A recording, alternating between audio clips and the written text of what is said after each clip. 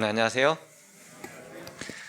이렇게 예배에 참여하신 여러분 모두에게 하나님의 은혜가 넘쳐나기를 간절히 소망합니다. 오늘 저는 내 부모를 공경하라 라는 말씀을 가지고 5월 8일 어버이날에 맞게 설교를 할까 합니다. 우리 성경 말씀 다 함께 레위기 19장 2절과 3절을 함께 읽도록 하겠습니다. 레위기 19장 2절과 3절입니다. 너는 이스라엘 자손의 온 회중에게 말하여 이르라. 너희는 거룩하라. 이는 나 여호와 너희 하나님이 거룩함이니라.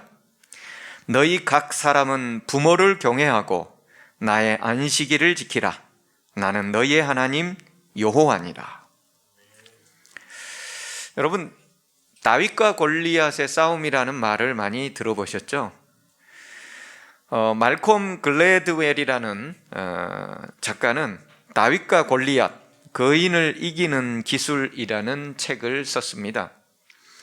우리는 내용을 읽지 않는다 할지라도 다윗과 골리앗의 이야기를 아는 사람이라면 전체적으로 이 모든 내용들이 어떻게 흘러갈 것인지 대충 짐작을 할 수가 있습니다.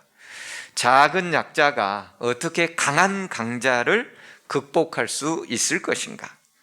기업으로 따지자면 자본과 인력이 빈약한 그런 아주 약소한 기업이 어떻게 거대 자본의 대기업과 경쟁해서 우위를 이어나갈 수 있을 것인가? 그러한 전략들 정도가 기록되어 있을 것으로 예상을 누구나 할 수 있다는 거죠. 개인적으로 보자면 흙수저인 개인이 부족하디 부족한 스펙을 가지고서 어떻게 금수저에 해당하는 그 막대한 그런 존재들을 우리가 뛰어넘을 수 있을까 하는 그런 내용들이 이런 다윗과 골리앗이라는 제목만 보더라도 우리는 유추해낼 수가 있는 것입니다. 성경을 믿는 우리 그리스도인들에게나 뿐만 아니라 성경을 믿지 않는 세상 사람들에게 있어서도 다윗과 골리앗의 싸움이라는 것 자체가 무척이나 흥미있는 주제요 이야기거리인 것입니다. 그도 그럴 것이 10대 소년 다윗이 무려 3m에나 가까운 거구의 전쟁 영웅 골리앗을 어떻게 쓰러뜨렸을까 하는 이야기가 주는 그 반전이 우리를 매력 속으로 끌고 가고 있기 때문입니다.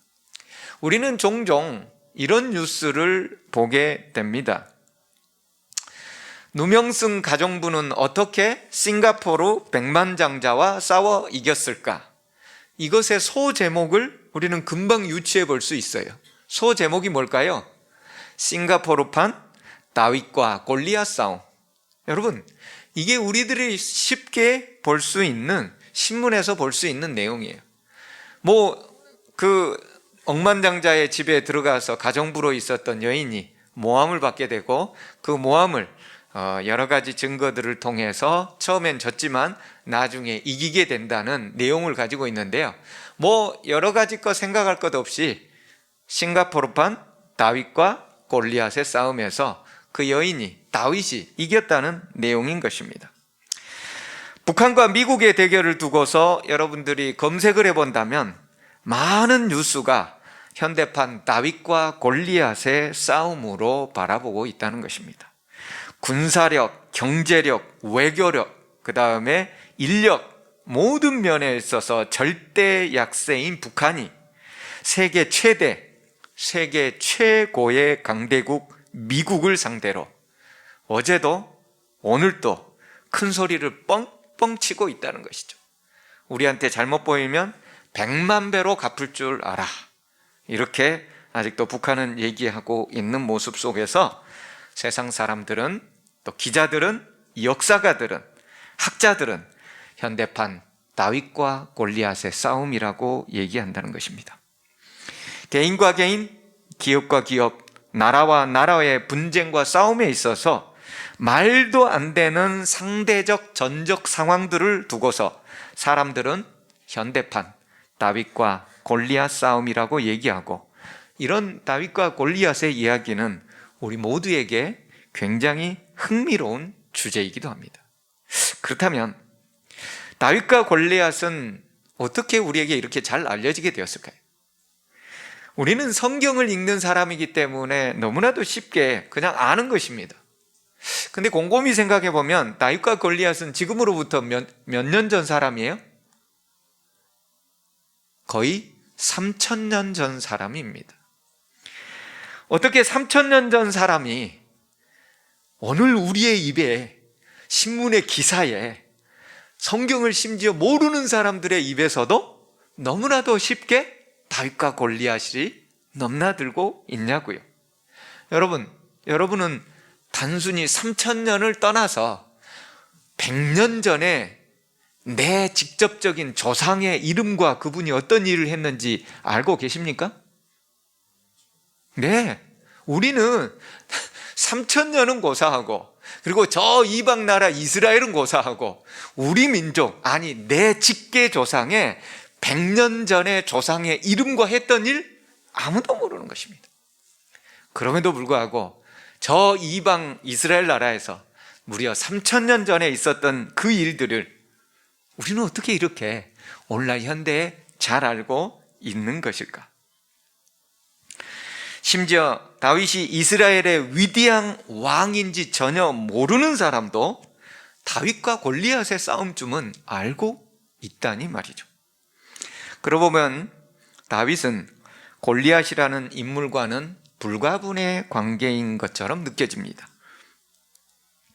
그것은 다윗을 생각할 때 골리앗을 떼어놓고는 상상도 할 수 없다는 말이지요. 이러한 면에서 본다면 골리앗이 없는 다윗을 아마 여러분은 상상할 수도 없을 것입니다. 사무엘상 17장 4절과 7절에서는 그 골리앗에 대한 기록을 이렇게 남겨두고 있습니다. 블레셋 사람들의 진영에서 싸움을 도두는 자가 왔는데 그의 이름은 골리앗이요 가드 사람이라. 그의 키는 6규빗 한 뼘이요 머리에는 노투구를 썼고 몸에는 비늘 갑옷을 입었는데 그 갑옷의 무게가 놋 5,000세겔입니다. 그의 머리에는 놋 각반을 쳤고 어깨 사이에는 놋 단장을 메었으니 그 창자루는 배틀채 같고 창날은 철 600세겔이며 방패든 자가 앞서 행하더라. 쉽게 말해서 골리앗의 키는 6규빗 한 뼘입니다. 1규빗이 45cm입니다. 그래서 6규빗에다가 더하기 한 뼘을 더하게 되면 그의 키는 최소한 293cm, 2m 93cm, 3m가 약간 안 되는 키지요. 그런 거구였습니다. 여러분, 오늘날 2m가 넘는 농구 선수들, 배구 선수들이 있기는 있습니다. 하지만 3m까지 되는 선수는 거의 드뭅니다. 과연 얼마나 컸는지 상상이 안 되는 뿐만 아닙니다. 그는 키만 큰 존재가 아니었어요. 그가 입고 있는 갑옷의 무게는 놋이 5,000세겔입니다. 1세겔이 11.42g입니다. 5,000세겔이면 약 57kg입니다. 갑옷의 무게만요. 뿐만 아닙니다. 그가 들고 있는 창은 창의 그 대의 끝부분에 나와 있는 그 창 끝부분만 철이 600세겔이에요. 7kg입니다. 전부 다 합치면 그가 입고 있는 갑옷과 창만 합친다 할지라도 성인 남성의 평균적인 몸무게인 65kg을 넘어갑니다. 그런 그 무게를 지탱하고서 싸움을 하고 있는 그의 모습은 가히 상상이 불가할 정도입니다. 그는 비교 불가의 당시의 최고의 전쟁 기계였습니다. 골리앗이 나와서 이스라엘 사람들과 그들이 믿는 하나님을 모독하는 말을 하며 소리를 지를 때 이스라엘 사람들은 아무도 감히 대적하지 못하고 두려워 떨었습니다. 사무엘상 17장 24절에서는 이스라엘의 모든 사람이 그 사람을 보고 심히 두려워하여 그 앞에서 도망했다라고 얘기합니다. 여러분, 성경에서 가장 두려움에 떠는 상태, 가장 공포스러운 상태를 표현하는 말이 심히 두려워하다라는 표현입니다. 성경에는 이보다 더 큰 공포스러움을 표현하는 단어가 없어요. 성경적 용어예요. 심히 두려워하다. 얼마나 두려웠던지 그들은 죽음을 각오하고 나와서 싸워야 될 군인들이 어떻게 하고 있는 거예요? 그 앞에서 다 도망해버리는 거예요. 그 골리앗의 모습을 보자마자 모두 다 도망가 버린 거였습니다. 이런 골리앗에 비하면 다윗은 10대 청소년입니다. 그가 가진 무기는 뭐였어요? 우리가 잘 알다시피 조약돌 5개와 물매가 전부였습니다.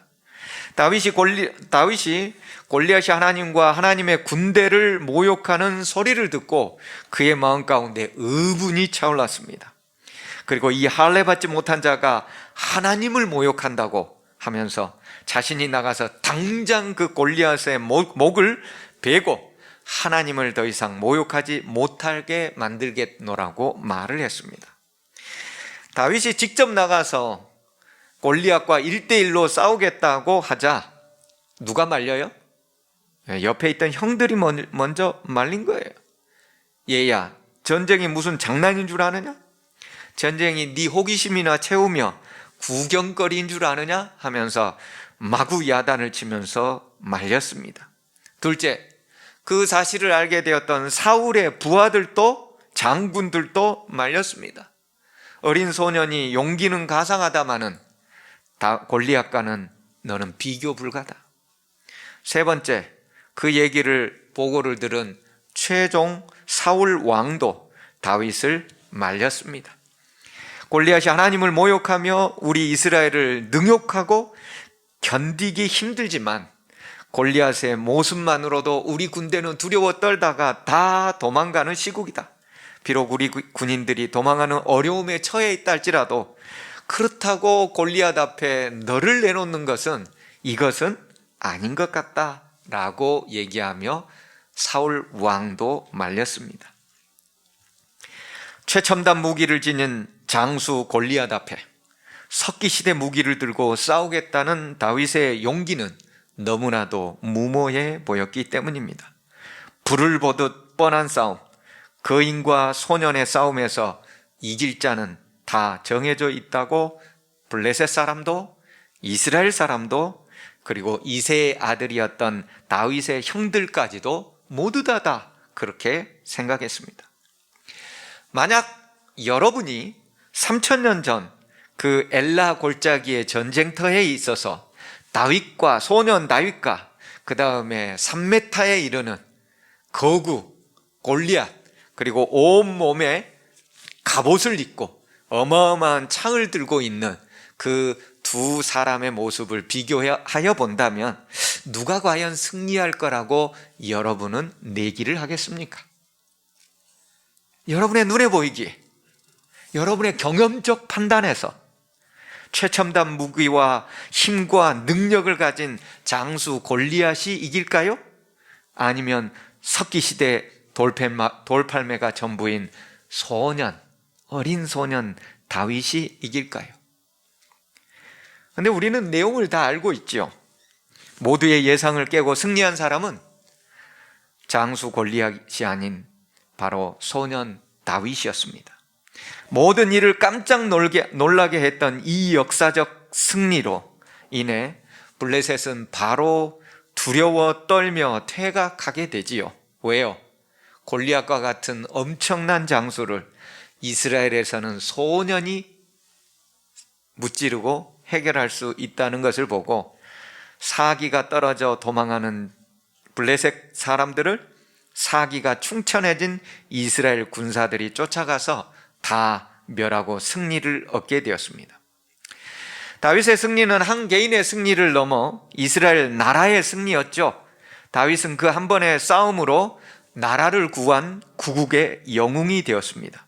그리고 그 당대를 넘어서 이스라엘 역사를 넘어서 시대를 넘어서 3000년이 지난 먼 이국 대한민국에서도 다윗과 골리앗의 싸움은 우리의 입에 오르내리고, 심지어 성경을 믿지 않고 하나님도 모르는 사람들도 이런 다윗과 골리앗의 싸움을 알고 자신들의 일상에서 인용한다는 것입니다. 너무나도 드라마틱한 싸움이자 단 한 번의 싸움으로 인류의 역사에서 가장 위대한 영웅으로 탄생한 다윗이었습니다. 여러분, 전쟁 영웅에는 다윗만 있는 것이 아니죠. 여러분들이 잘 아는 전쟁 영웅 누가 있습니까? 알렉산더. 알렉산더는 무려 10년이 안 된 동안에 유럽을 다 제패했던 인물입니다. 뿐만 아니라 나폴레옹 같은 전쟁 영웅도 있습니다. 여러분, 그런데 그런 사람들은 전쟁의 역사를 이야기할 때 정도만 등장합니다. 다윗은 우리의 일상생활에서 등장한다는 거예요. 네. 야, 저 사람들 꼭 싸우는 모습이 다윗과 골리앗 같다, 이렇게 우리는 일상에서 이야기하지, 야, 저 사람 싸우는 게 꼭 알렉산더 같다, 이런 말은 하지 않는다는 거예요. 다윗과 골리앗의 싸움은 정말 우리의 일상에서 시대와 문화와 종교와 인종을 초월해서 누구나도 사용하는 그런 말이 되었다는 것이죠. 그런데 이 싸움을 다 잘 알고 있는데요, 이 싸움의 배경이 어떻게 되었는지를 소상하게 알고 있는 사람은 그렇게 많지가 않습니다. 물론 우리 재림교인들은 다 잘 알지만요. 그럼 왜 다윗이 도대체 골리앗과 싸우게 되었을까?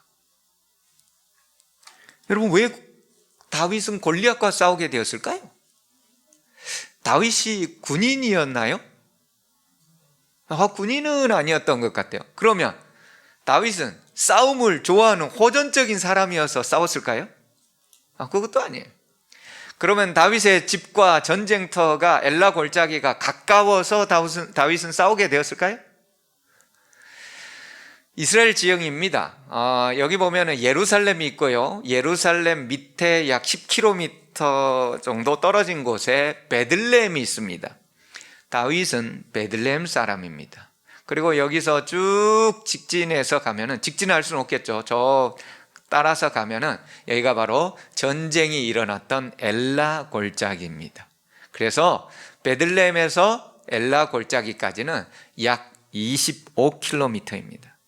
여러분, 오늘날에는 자동차로 한 40-50분, 30-40분 구불구불하고 그 다음에 자갈길이 있다 할지라도 여러분 어떻게 해서든지 1시간 이내에 무조건 도착할 수 있을 것입니다. 하지만 고대에 차가 있나요? 갈 수 있는 것은 뭐예요? 걸어서 가는 거예요. 25km. 장정이 평지를 간다면 5시간이면 갈 수 있습니다. 하지만 산골짜기가 있고 또 사막도 있고 구불구불 해가지고 오르락내리락 한다면 한 2-3시간 더 걸리겠죠. 여기다가 짐을 좀 가져간다면 어떻게 할까요? 조금 더 걸리겠죠. 좋기 하루는 어쩌면 걸릴 수 있는 것이었습니다. 결코 만만치 않은 거리에서 전쟁이 일어났기 때문에 그저 전쟁의 소문 듣고서 뛰어가 가지고 호기심에 전투했을 리는 없다는 것이죠. 그럼 왜 다윗은 골리앗과 싸우게 되었을까요? 성경에서는 이렇게 얘기해 주고 있습니다. 사무엘상 17장 17, 8절에 이렇게 얘기합니다. 이새가 그의 아들 다윗에게 이르되 지금 네 형들을 위하여 이 볶음곡식 한 에바와 떡 10덩이를 가지고 진영으로, 전쟁터로, 전쟁에서 진영이 있는 그 곳으로 속히 가서 네 형들에게 주고 이 치즈 10덩이를 가져다가 그들의 천부장에게 주고 네 형들의 안부를 살피고 증표를 가지고 오라. 다윗은 전쟁에 참전하고 있는 형들에게 먹을 것을 들고 가고 전달하는 일과 형들의 안부를 위해 아버지 이새로부터 심부름을 받은 존재였습니다. 3000년 전 당시는 나라들의 정치, 군사적 체계, 군수 물품 보급, 식량과 무기의 공급이 오늘날처럼 체계적으로 갖춰져 있지 않습니다. 여러분, 100년 전에 미국에서 아파치 그 원주민들과 미국인들이 싸우면 원주민들이 어떻게 해요? 체계적으로 무기고에 가서 무기를 꺼내 들고 가나요? 집에 있는 창 들고 가는 겁니다. 여러분, 100년 전이 그래요. 3000년 전에요. 자, 우리 블레셋 사람들과 전쟁하게 나오시오. 뭐 하는 거예요? 집에 있는 낫 들고 집에 있는 칼 들고 가는 거예요. 뭐도 들고요? 식량도 집에 있는 거 들고요. 여러분, 그 당시는 사울 왕이 이스라엘의 초대 왕입니다. 초대 왕이 되었기 때문에 무슨 뭐 정치, 경제, 군사적 체계나 모든 것들이 전혀 돼 있지 않은 거예요. 싸우러 가면 뭐예요? 집에 있는 칼 들고 집에 있는 식량 들고 집에 있는 물통 들고 가야 되는 거예요. 그리고 식구들이 한 번씩 대주는 거예요.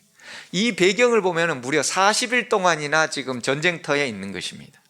그런 식량이 떨어졌을 쯤에서 이제 그 부모가 자식들에게 보내고 있는 것이죠. 여러분, 곡식 한 에바는 얼마나 될까요? 한 에바는 23리터에서 약 24리터입니다. 한 말 2대 정도가 되지요. 떡 10덩이, 여기는 떡이라고 표현되어 있지만 보통 빵이죠. 이스라엘은 빵을 먹으니까. 여러분, 오늘날의 파리바게트에서나 그런 제과점에서 파는 그런 바게트의 부들부들한 빵이나 식빵이 아니죠. 고대 당시의 빵들은 뭐예요? 길 가다가 여행객이 뭐로도 쓸 수 있을까요? 베개로도 쓰는 게 빵입니다. 딱딱하고 묵직하고 쪼개서 한 덩어리 가지면은 쪼개서 몇 날을 먹으면서 가는 거예요. 그만큼 크기가 있고 무게감이 나가는 것이 10덩이라는 떡의 모습이에요. 여러분, 치즈는 어떨까요? 여러분, 유럽에서 치즈 그 컨테스트 하는 거 가끔 사진으로 본 적이 있습니까? 이게 바로 그 치즈 컨테스트 하는 건데요. 이 치즈의 무게가 여러분 얼마나 될 것 같아요? 이게 스위스 그리에르 치즈라는 것으로 상당히 스위스라 세계적으로는 유명한가 봐요. 막 컨테스트에서 1등 해가지고 저렇게 좋아하는데, 이 치즈의 무게는 한 개에 40kg입니다. 10개라면은 400kg이죠. 물론 다윗이 들고 갔던 치즈 10개가 한 개당 40kg이나 될 것으로 생각되어지지는 않습니다. 그런다 할지라도 절반만 돼도 10개면 200kg이에요. 여러분, 치즈 절반. 여러분, 치즈를 쪼갈쪼갈 조그만 걸 줬을까요? 아니면 천부장에게 그 1000명이나 되는 군사들을 먹이게 하기 위해서 아버지 이새가 다윗을 통하여 주는 것이라면 비교적 좀 굵은 것을 줬을까요? 여러분이 아버지라면, 어머니라면 어떤 걸 보냈을 것 같아요? 당연히 굵고 좋은 것으로, 천부장이니까 1000명 정도에게 먹을 수 있는 것으로 준다면 여러분, 최하 치즈의 무게만 해도 200kg 이상은 좋게 되었다는 거죠. 자, 그럼 우리가 여기서 생각해 볼 수가 있어요. 곡식은 한 말 2대, 빵은 큰 덩어리로 10개 묵직하고, 치즈도 200kg 이상이 되는 것 10개나 되니까요. 여러분, 이 25km나 되는 거리를 오늘날처럼 운반 차량이 있는 것도 아니고 틀림없이 나귀에 실어서 날랐을 것입니다. 만만치 않은 무게를 가지고 가까운 거리도 아닌 25km나 떨어져 있는 그곳에, 심지어 그곳은 평안의 장소, 자신을 환영해 주는 장소가 아닌 전쟁터였습니다. 자, 그러면 왜 다윗은 이곳에서 골리앗과 싸우게 되었을까? 다윗은 그의 아버지 이새에게 다른 자식들이 없었을까요? 성경에는 뭐라고 나와 있죠? 사무엘상 17장 12절입니다. 다윗은 유다 베들레헴 에브라 사람 이세라 하는 사람의 아들이었는데, 이세는 사울 당시 사람 중에 나이가 많아 늙은 사람으로서 몇 명의 아들이 있었다고요? 8명의 아들이 있었습니다. 여러분, 아버지 이세에게는 8명의 아들이 있고요, 지금 전쟁터에 나가 있는 아들은 큰아들 엘리압으로부터 시작해서 첫째, 둘째, 셋째까지 전쟁터에 나가 있습니다. 자, 그러면 집에는 누가 있어요? 넷째, 다섯째, 여섯째, 일곱째, 그리고 다윗 막내, 이렇게 5명이 있습니다. 5명의 아들이 이세 아버지와 함께 집에 머무르고 있는 것입니다. 그런데 왜 하필 그 먼 곳, 그 무거운 식량을 들고 더군다나 전쟁터에 막내 다윗이 가야 했을까? 이 무거운 것을, 이 먼 거리를, 그리고 전쟁터라면 당연히 누가 가야 돼요? 넷째 아들이 가야 되죠. 넷째 아들. 첫째, 둘째, 셋째, 그리고 이 아버지 이세는 나이가 늙었고 부모를 공경해야 되기 때문에 또 아버지는 가서는 안 되고, 그러니 당연히 넷째가 가야 되죠. 만약에 넷째가 그날 아프고 이상이 있어서 못 간다면 그건 누가 가야 돼요? 다섯째가 가야 되는 거예요. 다섯째가 못 간다면요? 여섯째가 가야 되고요. 여섯째가 못 간다면요? 일곱째가 가야 되죠. 막내는 언제 가야 돼요? 맨 마지막에 가야 되는 거예요. 당시 아버지는 나이가 많아 늙은 사람이라고 기록되어 있습니다. 그리고 우리는 그 당시에 다윗의 나이가 10대 청소년이라는 것으로 여겨지는 것으로 알고 있습니다. 즉 말해서 이세가 노년에 얻은 아들이 누구예요? 다윗이에요. 여러분, 노년에 얻은 아이는 부모에게 사랑을 더 많이 받을까요? 적게 받을까요? 노년에 얻은 아들 때문에 성경 창세기에서 큰 풍파가 있었다는 이야기 들어보셨죠?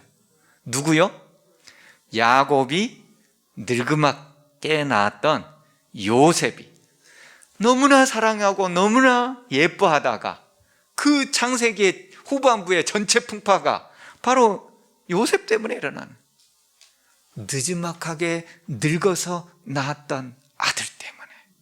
그렇다면 다윗은 노년에, 이세가 노년에 얻은 아들로서 내리사랑에 상당히 사랑받는 다윗이었다는 것을 우리는 유추해서 알아낼 수가 있는 거예요. 자, 그러면 다윗은 왜 그날 싸우게 되었는가?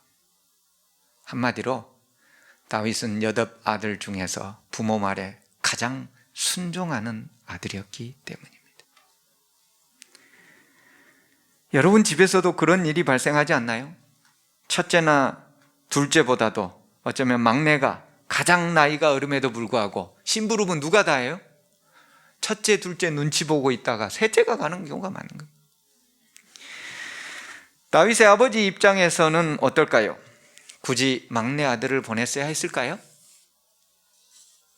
넷째나 다섯째나 여섯째, 일곱째도 아닌 가장 사랑하는?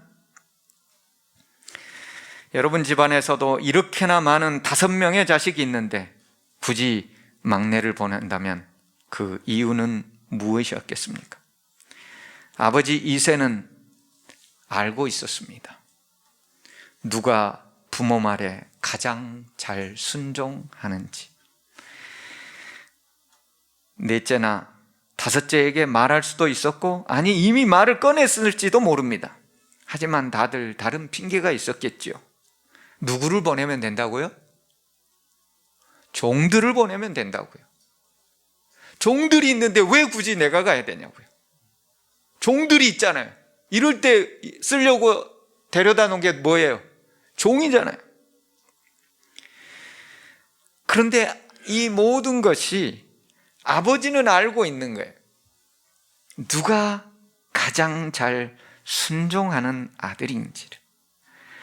한 번도 아니고 두 번도 아니고 부모는 자식을 잘 압니다. 어떤 아들이 순종하는 아들인지. 아버지 이세 입장에서 부모 말에 가장 잘 순종하는 아이는 누구였어요? 다윗이었어요. 다윗이 부모 말에 가장 잘 순종했기 때문에 다윗이 적임자인 거예요. 다윗은 얼마든지 핑계를 댈 수도 있지 않았었을까요? 아버지, 저는 우리 집에서 가장 어린데 넷째 형이 가야 되지요. 왜 저처럼 이렇게 어린 막내가 가야 됩니까? 저는 아직 소년입니다. 아니면 적어도 아버지, 저렇게 위험한 곳이라면 당연히 종들을 보내야지 왜 우리가 가야 됩니까?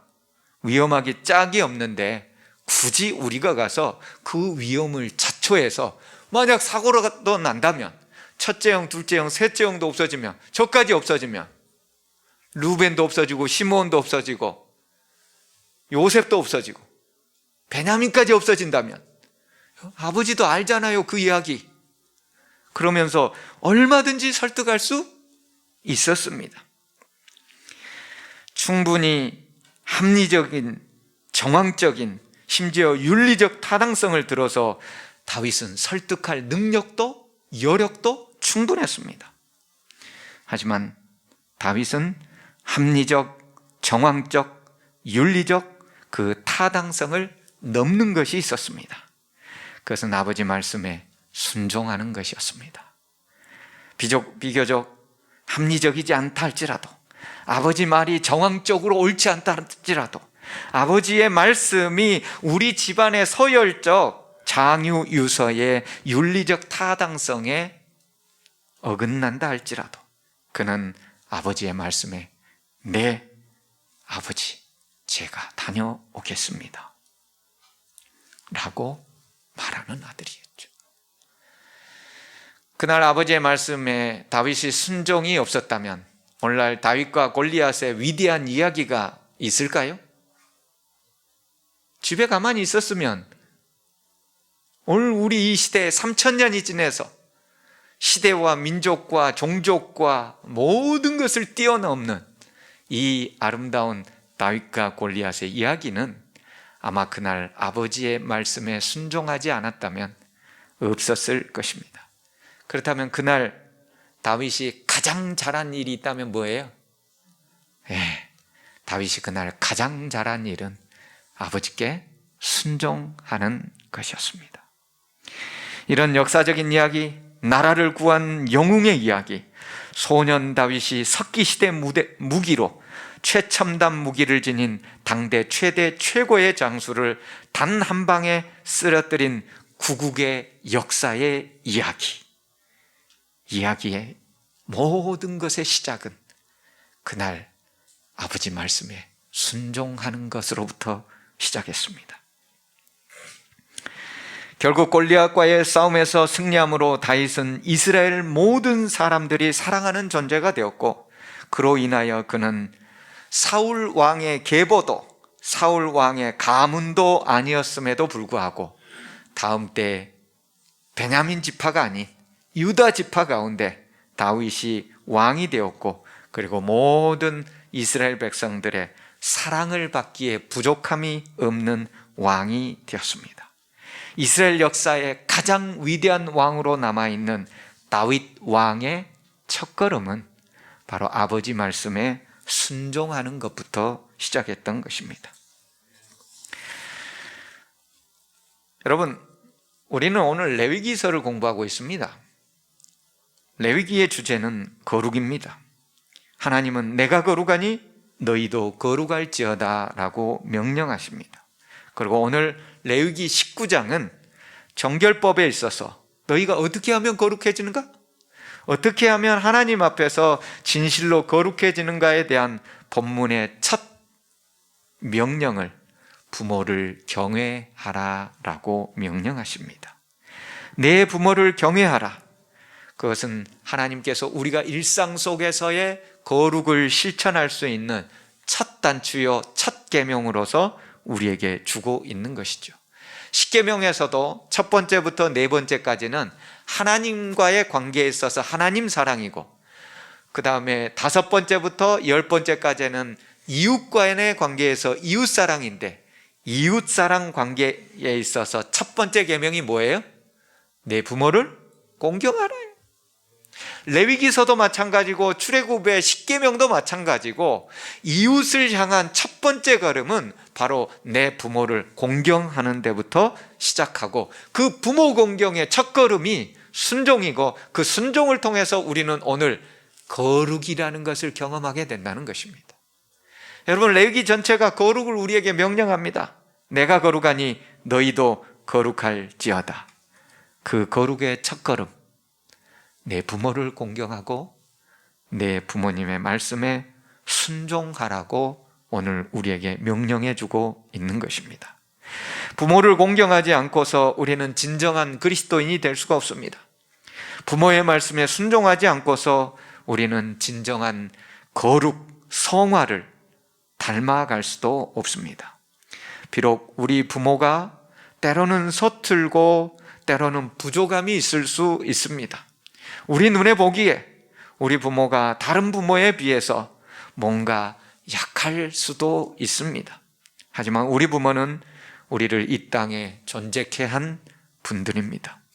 혹 세상 사람들로부터 좋은 소리를 듣지 못하는 부모가 내 부모라 할지라도 그 자식들은 그 부모를 공경하는 것이 하나님의 그들을 향한 첫 번째 뜻인 것입니다.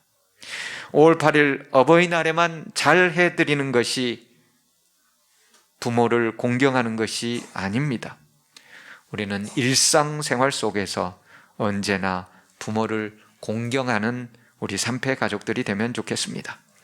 계명에 순종한 다윗이 그러했듯 예수님도 계명을 순종하여 부모를 공경했습니다. 십자가에 돌아가시는 그 순간까지 그 어머니 마리아 봉양을 위해 한 제자 지명하셨습니다. 그리고 그 제자 요한은 예수님의 어머니가 돌아가실 때까지 평생 봉양하였습니다. 마리아가 전승에 의하면 90세까지 살았다고 그러죠. 요한의 나이 거의 70이 넘도록 예수님의 어머니를 봉양한 것입니다. 내 부모를 공경하라. 하나님이 명령하신 사람과의 첫 번째 이 계명에 우리 모두 순종합시다. 거룩의 성화는 네 부모를 공경하는 바로 그것부터 첫걸음이 시작되는 것입니다. 다윗과 골리앗의 싸움에 위대한 나라를 구한 영웅의 이야기, 성경에서 가장 아름다운 거룩한 소년의 이야기의 시작은 바로 아버지 말씀의 순종으로부터 시작했다는 것을 꼭 기억합시다. 그리고 우리도 내 부모를 공경하라 하신 하나님의 말씀을 오늘도 순종하며 이 시대의 다윗처럼 거룩의 실천으로 하나님의 나라를 멋지게 구하는 영적 구국의 영웅이 바로 여기 있는 우리 모두가 되기를 간절히 바라며 말씀을 드립니다. 하나님, 저희들에게 다윗과 같은 멋진 영웅을 주셔서 감사합니다.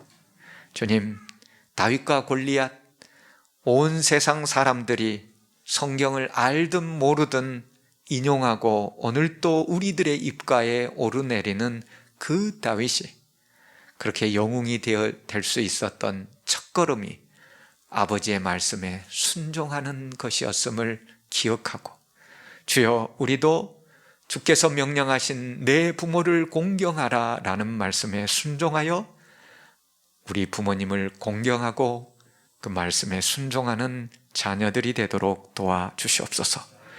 그 길을 통하여 하나님을 공경하고 하나님을 경외할 수 있는 우리 삼패 가족들 되도록 인도해 주시옵소서. 예수님 이름으로 간절히 기도합니다. 아멘.